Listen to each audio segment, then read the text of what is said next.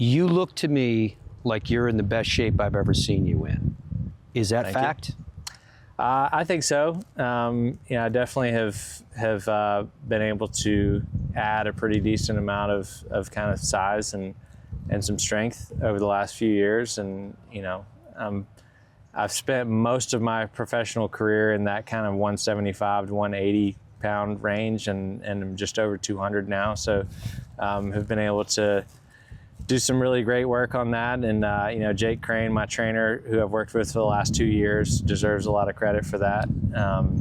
He's really pushed me and allowed me to really kind of go to a new level. And it's really, for me, it's, I'm 39, which I still feel young and I feel great, but I look at all the guys that I'm playing against, and most of them are not 39. So, I think that's what I've tried to do is I think now it'll benefit me now, but it'll benefit me even more when I'm 45.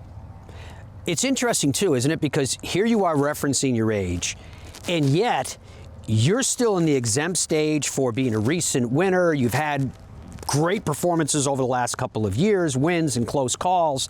So it almost seems like, regardless of age, you're at one of your career pinnacles right now, right? I think so. Yeah, I feel like the last 2 years have been fantastic, and so we're trying to look at, like, okay, what are the small things that we can do, the refinements that we can make to make me just that little bit better. You're trying to find that 0.5%, and so I think the physical side has been a big thing. Where, okay, I think that playing, you look at our season from January to August, if you're going to play 20 to 22 events during that stretch, can your body handle that toll that it's putting on it? And, I'd be lying if I said it wasn't more difficult than it was when I was 25. Mm-hmm. So I've made some changes with what Jake and I have done, and then hiring Aki Tajima, who's my physio that's with me on the road pretty much every week, just kind of from a maintenance standpoint, making sure that I'm in a good place and recovering the way that I need to. And so my focus has shifted a lot towards that from, I'm not really like trying to reinvent the wheel with my golf swing or do anything different in that regard. Obviously, Scott and I, my swing coach, we're always working on it, and we're always trying to make it as efficient as possible. But it's really just about, finding what's successful, which I've seen over the last few years, and like, how can we repeat that more and more often? Yeah, that's kind of what we're looking at. I want to go back to the idea of physical health and mental health. Mm-hmm. Because of your honesty, you were so candid with it. It had to have had an impact. You had to have impacted lives. And are you aware of that? Do you have any evidence of people going up and saying thank you? Yeah, I see. I get it a lot, and it's great. It took me quite a while to sort of accept that. It was very difficult to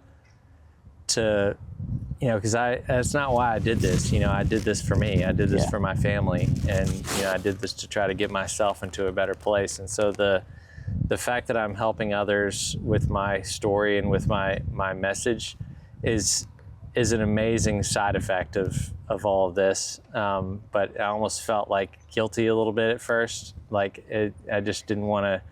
Maybe I just didn't want to. I didn't want to accept the praise, I guess, because it was just like, I did this out of desperation, so I don't really feel like I deserve the praise for it. But seeing the positive impact that it has now has helped me to want to continue to be out there about it and be honest about it, be honest with where I'm at every point, because it's easy to say, okay, now, I did all this, I fixed things, and now everything is great. I had a period this summer where I was really struggling. Mm-hmm. I had a really close friend took his life, and he was someone who was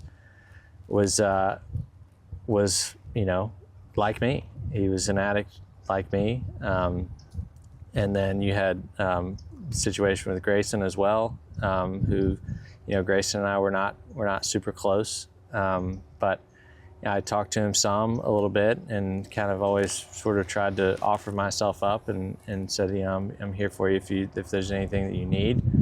And so those two events kind of, those happened pretty close together, this kind of late spring and early summer. And so that took more of a toll on me than I was willing to give it credit for at first.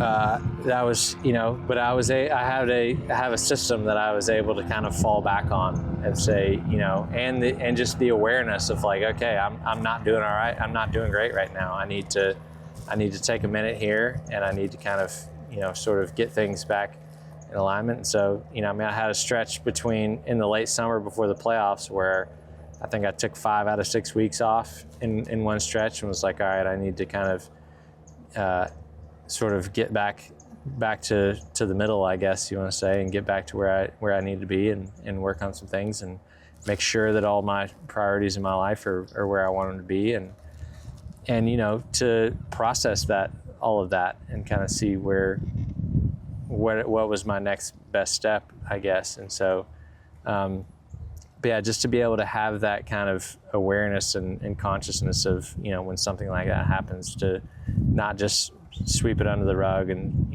say, oh, I'm a man, I'm fine, to be able to work on it and move forward.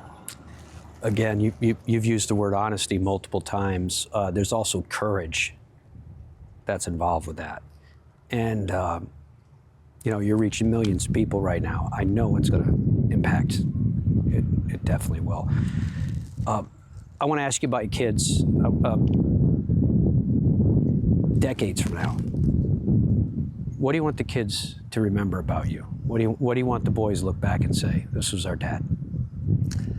I hope that they'll see me as someone who is passionate about the things that I cared about, passionate about how much I cared for them. And, it's my job to be the ultimate role model for them. I want them to want to be like me. And so in order for that to happen, I've got to be the best version of myself. And so, yeah, it's an amazing process. Parenting is incredibly difficult, obviously, but it's the greatest responsibility of my life is to, try to encourage my kids to be good men, and so I take that very seriously, and I think they would tell you the same thing, that I try to, on a very regular basis, sit each of them down individually and say, hey, I just want to remind you that my number one job in my life is to be your dad. And if you have anything that bothers you, if you have anything you have a question about, if you have anything that you're worried about, if you have anything about anything, I'm your guy. Don't be afraid to come to me. Don't be embarrassed about asking me about something. I'm here for you no matter what.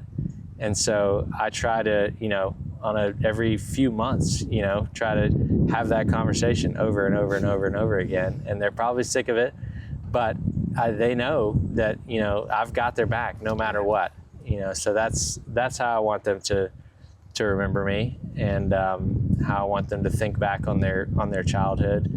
Cause it's crazy that the ages that they're at, but once they're 18, 19, then you don't have them all the time anymore, and so I think that I'll still be able to be a great influence on their lives after that. But, now is the time when it's, I can help them as much as possible right now. It's awesome. Thank you very much for the time that you've given us. Mm-hmm. Proud of you, excited about what lies in store. You're an inspiration. Thank you. I appreciate it.